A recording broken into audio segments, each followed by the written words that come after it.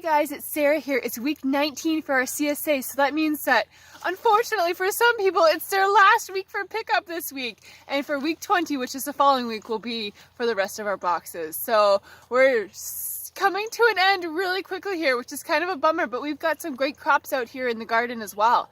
We haven't had any frost in the garden yet, which is a little strange for this time of year, but we'll take it. That also means we've got lots of crops that we normally wouldn't have at this time of year. Usually we're totally done our peppers, eggplant, tomatoes, basil, all those wonderful summer crops, but we still have some kicking around, so we're going to harvest a few this week, including green tomatoes. So all you awesome fans of green tomatoes, we got them coming your way. Anyway, this week, guys, I wanted to talk to you guys a little bit about Swiss chard. Swiss chard is an underrated green, in my opinion. It's a really cool vegetable that you can eat raw or cooked. I love to eat it wilted, put it in smoothies, and put it in fruit leathers as well. Hi, Delaney. And Delaney, she doesn't like Swiss chard very much, but she does love to hang out with us in the garden while we're harvesting it. So Swiss chard, there's lots of different varieties that you can get, but it's just a really great, well-rounded leafy green. It grows all spring, through the summer, and then into the fall as well. So it's similar to spinach, kind of in the leafy texture of it, but spinach doesn't grow very well in the summertime, whereas Swiss chard just goes wild all year until the fall. So until like the frost, and then yeah, it starts to die off a little bit after that. But it's great at pretty much all times of the year. Now in the fall it does get a little bit sweeter when the days are cooler and we do hit some light frost, but it's a really cool vegetable. So we grow 4 different varieties of Swiss chard here on the farm. You can see that there's a whole row of it here behind us. It can grow really leafy. You can see here these leaves are really big and tall.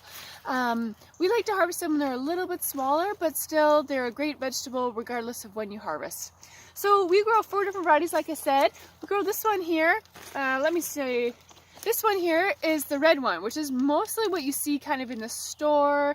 It's a ruby red. It's probably the most famous, I would say.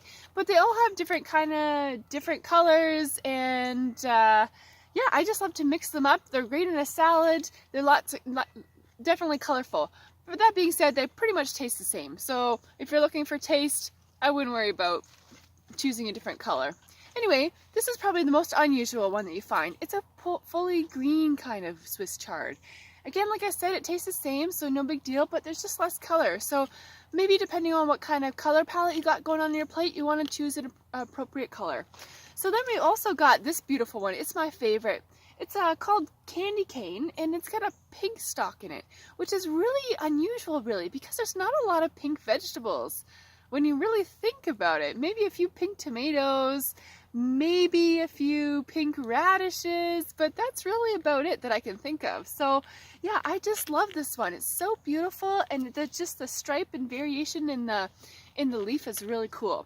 Now this is another common one as well. This is a yellow one. It's called, I think this one's called El Dorado. And again, yeah, the yellow just brings out a nice color palette on the plate. So Swiss chard, like I said, can be eaten raw or cooked. I myself like to eat it cooked, like just put it in stir fries and things like that. But it's also great frozen. So we chop it up into tiny little pieces and then freeze it in ice cube trays.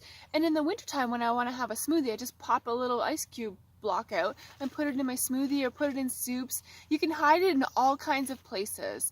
So it's just one thing to add to your plate, and it's also a really quick green to cook. So if you just need something really fast on the go, Swiss chard is where it's at. So anyway, guys, I hope you guys kind of like this little video. We are, like I said, getting to the end of the season, so we have one video next week. So if you're really itching to see something, let us know. We'd love to share that stuff with you. Anyway, otherwise, we'll sign off for the night and hopefully see you next week. Take care.